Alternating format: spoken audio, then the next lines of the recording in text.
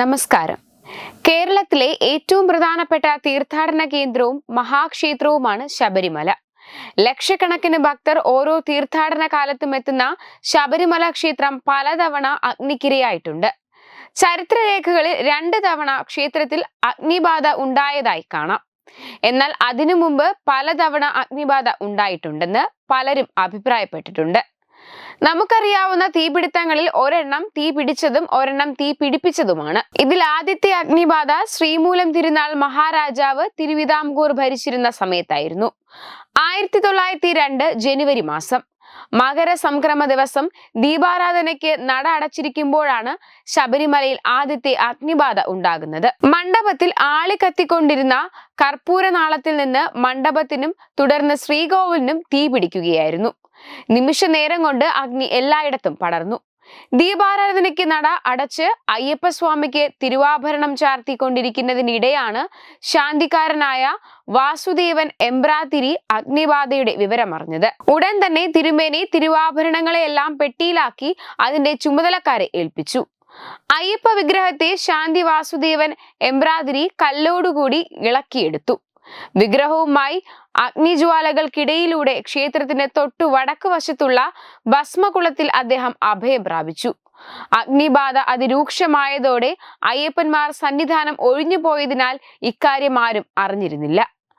അഗ്നിബാധ കഴിഞ്ഞ് സന്നിധാനത്ത് എത്തിയവർക്ക് കാണാൻ കഴിഞ്ഞത് വാസുദേവൻ എമ്പ്രാതിരി ഭാരം ഏറെയുള്ള അയ്യപ്പ വിഗ്രഹവുമായി ഭസ്മകുളത്തിൽ കഴിയുന്നതാണ്.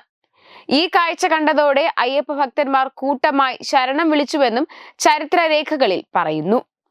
1950 മെയ് 20 മകരമാസ പൂജ കഴിഞ്ഞ് ശബരിമല നട അടച്ചു. ആ മാസം അവസാനത്തോടെ ധനുമാസ പൂജയ്ക്കായി ക്ഷേത്രം തുറക്കാനും ഒരുക്കങ്ങൾ നടത്താനുമായി മേൽശാന്തി ശബരിമല ക്ഷേത്രത്തിൽ എത്തി. അന്ന് മേൽശാന്തി ആയിരുന്നത് പയ്യന്നൂർ സ്വദേശിയായ അബ്ഡി എന്ന് വിളിക്കുന്ന കൃഷ്ണൻ തിരുമേനിയായിരുന്നു. അന്ന് ചാലക്കയം റൂട്ട് നിലവില്ലാത്തതിനാൽ മേൽശാന്തി പടിഞ്ഞാറേപ്പാറ വഴിയാണ് ക്ഷേത്രസന്നിധിയിൽ എത്തിയത്. എന്നാൽ അവിടെ കണ്ട കാഴ്ച മേൽശാന്തിയെയും സംഘത്തെയും ഞെട്ടിച്ചു. ക്ഷേത്രം ഇരുന്ന സ്ഥലത്ത് ക്ഷേത്രം കാണുവാനില്ല. ക്ഷേത്രാവശിഷ്ടങ്ങൾ വെന്ത് വെണ്ണീറായി കിടക്കുന്നു. അന്ന് ഇന്നത്തെ പോലെ ശബരിമലയിൽ സുരക്ഷാ ജീവനക്കാരോ പോലീസ് ഉദ്യോഗസ്ഥരോ താമസിക്കുന്ന പതിവില്ലായിരുന്നു.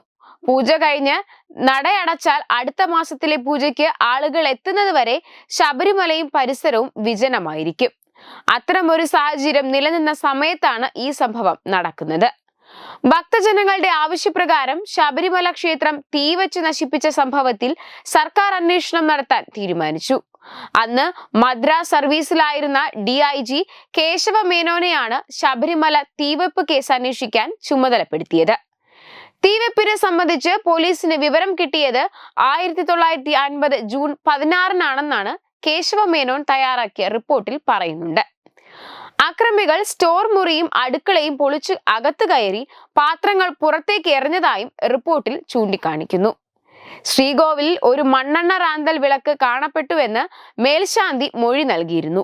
സാധാരണ ക്ഷേത്രങ്ങളുടെ ശ്രീകോവിലിനുള്ളിൽ ഒരിക്കലും മണ്ണെണ്ണ ഉപയോഗിച്ച് പ്രവർത്തിക്കുന്ന വസ്തുക്കൾ കാണപ്പെടാറില്ലായിരുന്നു. ആക്രമികൾ ശ്രീകോവിൽ വെട്ടിപ്പൊളിച്ചാണ് അകത്ത് കടന്നത്. അത് തെളിയിക്കുന്ന രീതിയിൽ കോടാലി ഉപയോഗിച്ചുള്ള 15 വെട്ടുകളുടെ പാടുകൾ ശ്രീകോവിലേക്ക് പ്രവേശിക്കുന്ന വാതിലിൽ ഉണ്ടായിരുന്നു. അയ്യപ്പന്റെ വിഗ്രഹം തകർക്കപ്പെട്ടിരുന്നു. വിഗ്രഹത്തിന്റെ തലയും ഇടത് കൈപ്പത്തിയും വിരലുകളും ഛേദിക്കപ്പെട്ടിരുന്നു. വിഗ്രഹത്തിന്റെ മുഖത്തും നെറ്റിയിലും വെട്ടിന്റെ പാടുകൾ ഉണ്ടായിരുന്നു.